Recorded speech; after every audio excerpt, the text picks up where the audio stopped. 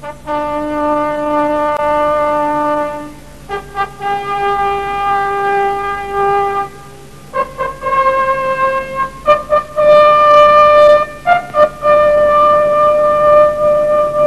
ме питат: Иване, не те е ли страх да спиш на полето сам?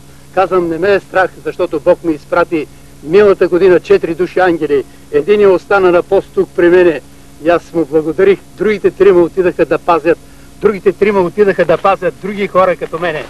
И след един ден пак така се молех, и като се молех, при мен се явиха 9 души Божия войни. И те казват: Иване, не се бой, ето ние сме на твое разположение. И за мене, да ви кажа, това беше един много, много щастлив момент, защото да виждам този Бог и неговото свято воинство и така той да ме пази, закриля. И за мене тук полето беше църква Христова. Аз съм общувал, по цели нощи съм се молил и чувствах, че не съм от този свят. Аз съм дошъл в небето да върша делото Божие.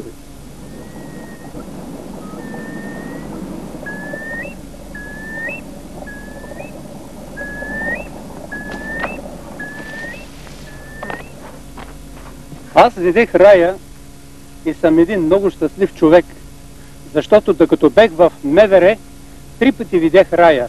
И това ми даде сила да мога да се откажа от лежането в милицията, да се откажа от лекия начин на живот. Земята в сравнение с небето е, нека да ви кажа, толкова грозна и отвратителна. Аз съм плакал и още плачем за този рай. Хората, които са спасени при Исуса Христа, денонощно пеят и славят Исуса Христа. А тук на земята денонощно пияни свират по улиците и пеят. Земята е в едно много нещастно, окаяно положение. Чиновници няма. Там няма тия служби, които ги има на земята, властници, управници. Там има ангели, архангели, херовими, серафими. Там кражби няма, там затвори няма, там има рай, вечно веселие в Господа Исуса Христа. Пеят, славят Исуса Христа. На небето партии няма. На земята има сега толкова много партии, аз не мога да ги кажа. Но на небето има, всички са братя. Улиците бяха от злато, кътищите бяха от скъпоценни бисери. Там видях таква красота, неописуемо нещо. И след малко се намерих у дома, 1 седмица съм плакал до умра, като казвах: Господи, не искам да живея, много е грозна земята. Не мога да се помирявам, Господи. Не мога да се помирявам. И това видение ми даде сила да застана в милицията да говоря за този Бог.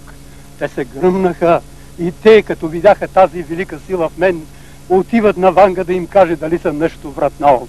Началник милиция, околийски началник и прокурора отиват да гледат дали съм побъркан. Но Ванга им казала: елате да ви кажа защо идвате при мен. Що идваме? Вие идвате за вашия Иван Бабулев да ви кажа дали е побъркан. Но тя казала: Иван не е побъркан. На Иван се е явил сам Бог, Господ Исус. Защото милицията и партията водите борба против Бога. Бог взима ваш човек и то го взима от двора на партията.